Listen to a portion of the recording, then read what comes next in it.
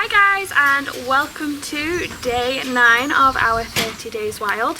So yesterday we did Beau and our beautiful barn owls. Today we are sticking with the bees. We are going to move on to badgers. Now unfortunately I do not have a badger to hold in front of you because it is illegal to keep them in captivity unless you have a special license to take care of badgers. So I don't have a badger. I'm just going to tell you some really cool things about them, and then we have some fabulous videos for you to see at the end as well. So our badgers are protected by 2 acts in the UK. We have the Badger Act 1992 and we also have the Wildlife Countryside Act 1981. These acts are really important because they protect most of British native wildlife, and badgers are very protected because they are the biggest native land mammal we have in the UK. They are bigger than a fox in body mass. Foxes might be a little bit taller, but generally heavier, so therefore bigger. These guys are a member of the musselid family, so they're related to otters, polecats, stoats, which we will be looking at these animals later on, but for now we are going to tell you a few interesting things about badgers. Now when most of you see badgers on your wildlife cams and stuff like that, you see them on their own. This is probably one of the adults coming out to find food for the cubs, because our badgers actually like to live as a family. They are a very social animal. You see them in their sets and stuff, which are burrows that they've dug underground with lots of little tunnels leading out so that they have lots of escape routes in case they are going to be attacked. So these guys are really cool. They are as common as the red fox, but unfortunately they are more elusive, so it's harder to see them. It's harder to get a sneak peek of a badger. You normally see their tracks or a little bit of their fur caught in the hedgerows, or you can even see a latrine, which is where badgers dig and go to the toilet. So they're not like most animals where they will just go where they please. They make a little tunnel, a little hole down, and then they do all their business in there, and then they cover it back up because it's their territory. They are marking their area where they want all the other animals to stay away from. So the habitat you can find these guys in is grasslands, woodlands, heathlands, and luckily enough some people see them in their towns and gardens if they're in a place like Haslington or Alsager or even Crewe. Along the outskirts of Crewe and Haslington and stuff, you can get badgers in your garden, which are really interesting. They have a varied diet. They are an omnivore, so they eat fruit and veg. They love their bugs. They would catch small mice, small birds. If eggs fall out of nests, then unfortunately they would eat them as well. And they have to eat quite a lot of worms to keep going, okay?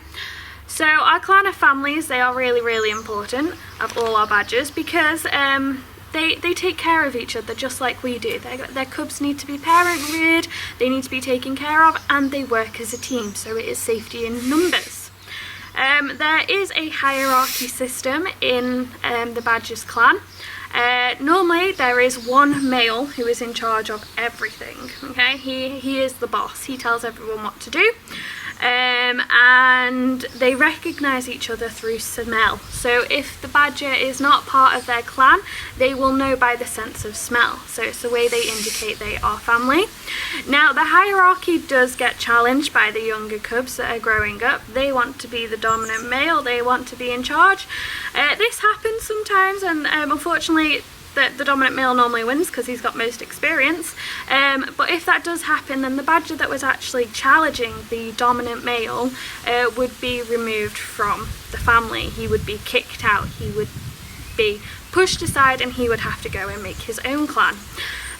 It does happen in females as well occasionally. Sometimes the females try and take over the dominant female who is mated to the dominant male.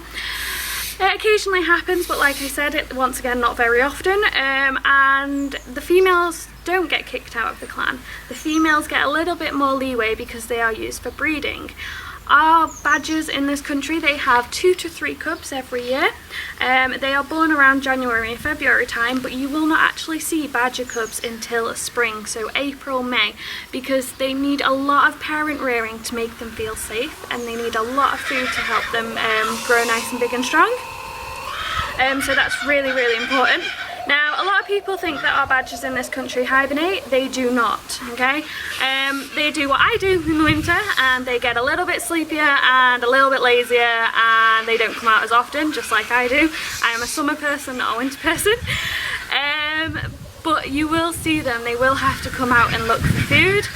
They go into sort of a state of torpor, so it means that they lower their body temperature and their heart rate just like animals would do in hibernation, but instead of sleeping for the whole of winter, they would still wake up and come out and get food and be a little bit more active. So it's what we call torpor, where they come out. Now, badgers are notoriously clean animals. They hate dirty houses or dirty sets. So they will clean their bedding out every 2 days. You can actually see signs of their bedding as well. So it's normally just bits of grass like this, and they'll have lots of it, and they'll roll it all up into a ball. So when they dig it out, they claw it out in a ball of hay, and they will push it to the side. So if you're walking through the woodland and you see like a balled up kind of bit of hay that you see in the country films where it's deserted and the hay rolls by, it's kind of the same as that. You would see balls of that. They're about this big, and that just means that there's a badger set nearby and he's been cleaning out his house. So they are really interesting. There are lots of different ways that we can help our badgers because unfortunately they are in decline. I know that there is a huge debate on badgers and TB, and I'm not going to get into that. Everyone has their own opinions, and there's lots of different ways that we can fight against lots of different things. But one of the biggest threats to the European badger is unfortunately being killed by people. They're seen as pests on farmland and stuff like that because they eat rooting vegetables like carrots and stuff.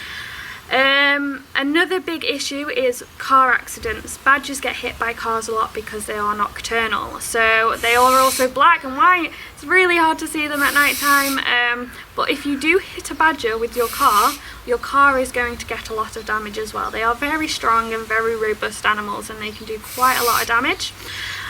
So my advice is to always have your high beams on when you're driving in the country roads and try not to kill a badger. They do need our help. The UK have done a lot of things to try and help badgers out by building wildlife corridor bridges going over roads. You also have signs up to warn you that there's badgers crossing and stuff like that on certain motorway areas. So there is ways for you guys to indicate that badgers might be present there so you don't hit them with your car, so keep an eye out for them signs. Baiting, unfortunately, people set out traps and stuff for badgers. It's a hunting technique. They also use their dogs and stuff to hunt badgers. This is illegal. It should not be happening. Unfortunately, sometimes it does slip through the cracks. It's against the Badger Act 1992. Disease is a big issue, including TB and starvation, because there is not that much food for them out in the winter.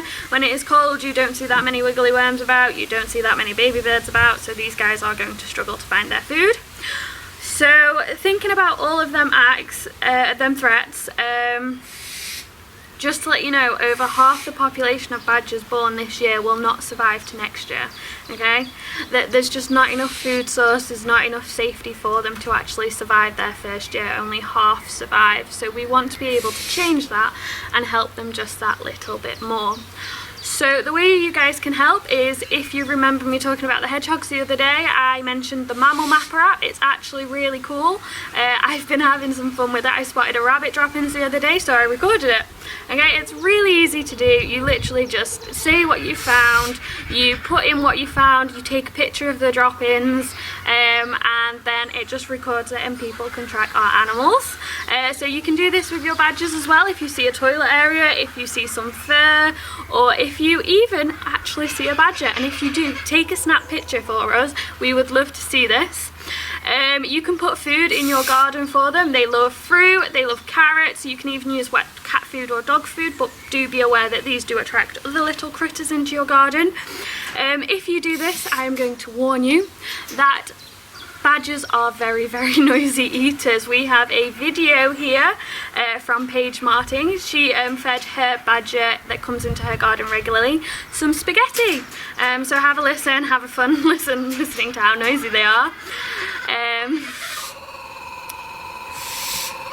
They're really noisy, aren't they? It kind of sends it through your ears a little bit. It's actually pretty funny.